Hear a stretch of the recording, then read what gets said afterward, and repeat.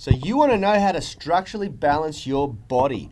In this episode of Unity V, we're going to talk about how to build strength the right way. This is a breakthrough moment for many people who don't understand the concept of anatomical structural balance. Stick around to the end because we're also going to give a whole bunch of a little bit of insight into our Strength Essentials book and a bunch of the ratios of strength so that you know how to get in balance and how to stay in balance. All that and more coming up right after this. We are the gym that teaches people how to move instead of just exercise because we believe that health is about performance, not just body image. Hey guys, in case we haven't met, my name is Rad Burmeister, that's my brother Yanni Burmeister, and we are the co-founders of Unity Gym and the co-creators of the Foundation Movement System, where we teach you how to nourish and move instead of diet and exercise. If you haven't been watching our show before, if this is your first time tuning in, we are very passionate about this. We believe that the health and fitness industry is getting it all wrong because health should be measured by how you perform and feel, not just by how you look. And in case you're wondering, we changed chairs today. And the reason for that is because Rad wanted his good side on camera. This is my good side. Can't you tell how much better I look now? Isn't it? It's noticeable, isn't it? Yeah, it is. So the names my hair are looks, wrong my today. hair looks, unless I do my hair, unless I put shit in my hair, which I just, I care about looking good, but not that much. I don't do it every day. I look like a dick. Every time I look at the screen, I'm like, fuck, my hair looks fucked. And It's so switched anyway. to the wrong side. So now you've got my good side. I'm sure you guys can all tell how much better I look today. The whole show is going to be better. Yeah, it is. The whole show. Pretty much. There's also another cool reason why. Quickly grab the picture. Just quick. Just do it for shits and giggles. Well, no, well, I've said it now. It'll be weird if you don't. Oh, God. Waste the bloody time. And I'll put this up. We were a little bit disorganised today, but we're going to be hanging this picture up on the wall behind us.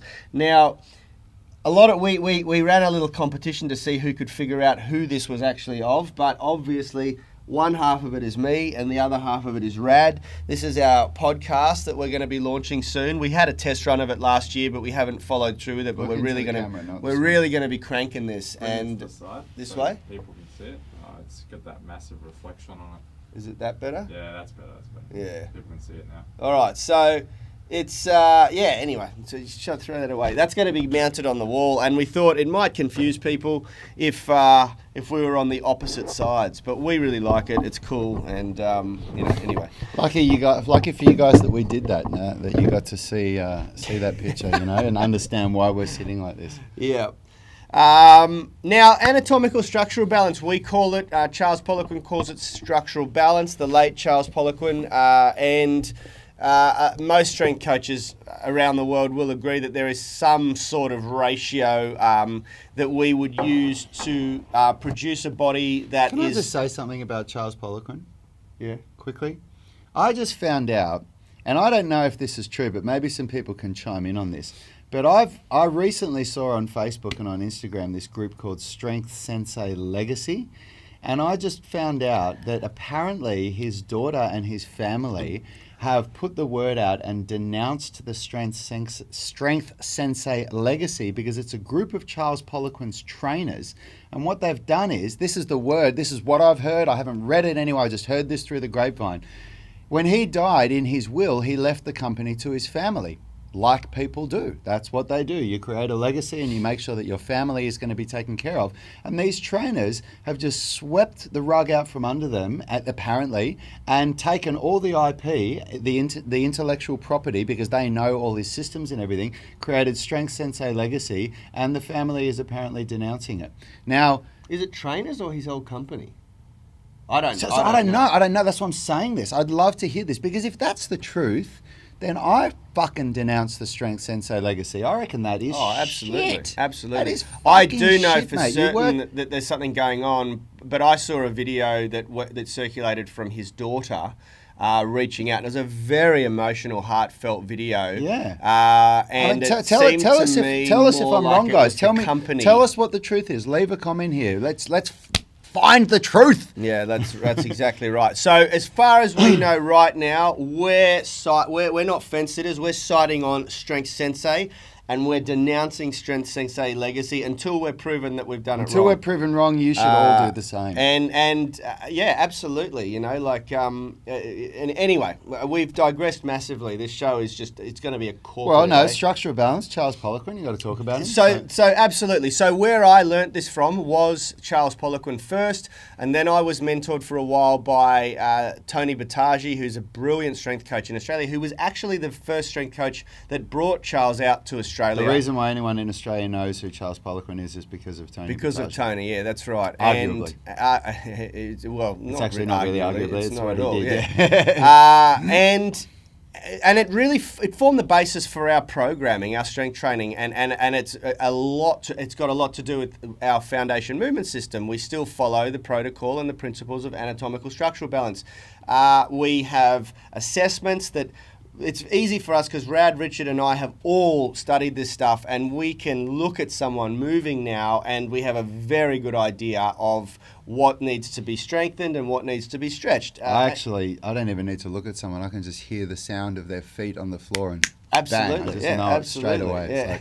It's a sixth sense. You know? My God. And look, and this is something that's formed a really big part of our program, and it's why we get very good results. And I know that there are people out there that don't believe in structural balance training and just sort of, I don't know, train. It's never been my way because I've been doing this for 16 years, and I was introduced to Charles and his strength and conditioning principles, the PICP course, very early on in my training days, and also that's interesting because I've never heard of anybody that has achieved anything great or that has trained anyone great that doesn't believe in structural balance. Like off the top of my head, the people that I can think of that come from totally different walks of life that are extremely accomplished in their fields are Sebastian Horeb from Australian Strength Coach and Christopher Summer in gymnastics bodies, Ido Portal, people like that. They all work on structural balance in the body. Yeah.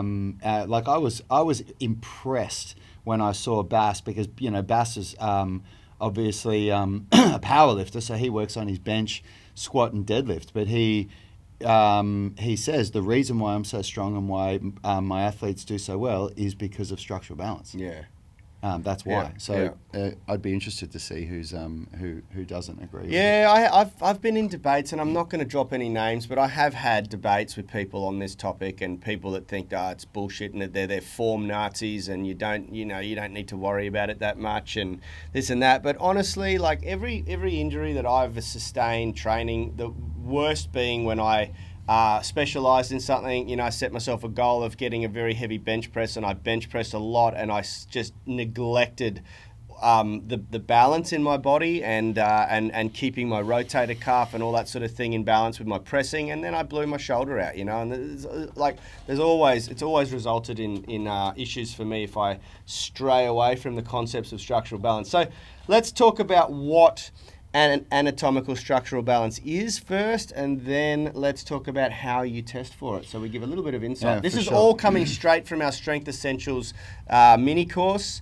that we've just launched, and it's something that I've sort of doubled down on a lot. I've got 20 pages of the Cliff Notes here, and that's obviously been produced into a mini course with a proper download and all that sort of stuff. This is the Strength Essentials mini course is honestly unbelievable. Yanni, one of the strengths of the foundation movement system is the difference between Yanni and my knowledge and background, and he eclipses me with his strength and conditioning knowledge.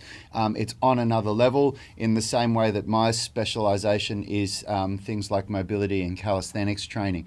And this stuff is next level. Yanni studied this stuff like a devout religious follower for over a decade, and learning from some of the best people in the world, Charles Pollock, Tony Battaji, Ian King, who, if you don't know him, you probably won't know him because he only trains Olympic athletes, and the only time he ever trained anyone that wasn't an Olympic athlete for the first time in 18 years was when he trained a group of people with Yanni and me. We were lucky enough to get in to train with him through Tony Battaji. That's the level of connection that Tony has, and so many other strength and conditioning coaches. This stuff is the real deal. It's amazing. It draws on decades of sports science research. research, and that's where this comes from. So if you haven't seen the Strength Essentials mini course yet, it's unbelievable. It's going to teach you more about strength and conditioning and structural balance than anything you've done before. And if you didn't know, we're doing a Christmas in July sale. This is just a quick plug, where you can get any of our programs for half price. So if you want to get Raced off on a tangent. But okay, so structural balance. The way the way I've defined anatomical structural balance in the Strength Essentials ebook is that it's a relationship between the length and tension of muscles throughout your body. It sort of refers to that relationship, and we can, through a series of movements and through a series of tests, we can assess whether these muscle systems are in balance. And in other words, like the most obvious example is pushing versus pulling. It also covers symmetry from one limb to the other limb. So, many athletes, many sports are uneven. Tennis comes to mind thinking of that. The serving arm is always going to be used more than the other arm. And there are many sports that are like that. So athletes need to train to remain in balance, because it can cause what I call structural balance deformities or abnormalities. But also lifestyle factors come into play that change that. The way you sit at your desk creates massive imbalance in the body. Not even just sports. We've had friends that are bodybuilders where when you look at them as a whole, you look at them and think, wow, this guy's got a great physique. But then when we were doing some of our courses, when Yanni and I were studying Cert 4, we had a friend who was a bodybuilder who was doing our course with us, and he was called up to the front to take his shirt off for some reason. They were pointing out some muscles or something. And the difference in development in his lats and his posterior shoulder muscles on the right side compared to the left were astronomical. And when asked what kind of exercises does he do, everything was machine bilateral movement, which means you don't create great balance from left to right if all you do is bilateral movement, because any time you go to failure, so failure meaning the inability to do any more reps, the weaker side will always fail first, so the stronger side will always do the majority of work on those last couple of reps, and that left unchecked for years and years and years means the stronger side really develops. Yeah. So that's an example of structural imbalance from left side to right side. Yeah. So just quickly to take a step back, we look at structural balance between the relationship between agonist and antagonist movers.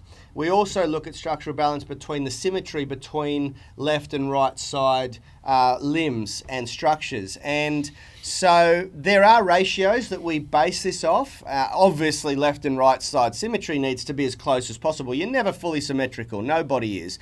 But we want to get it as close as possible because it can cause issues and it can cause movement dysfunction. Well, there's one more thing that I think that you haven't mentioned, which is that we also look at structural balance as in the percentage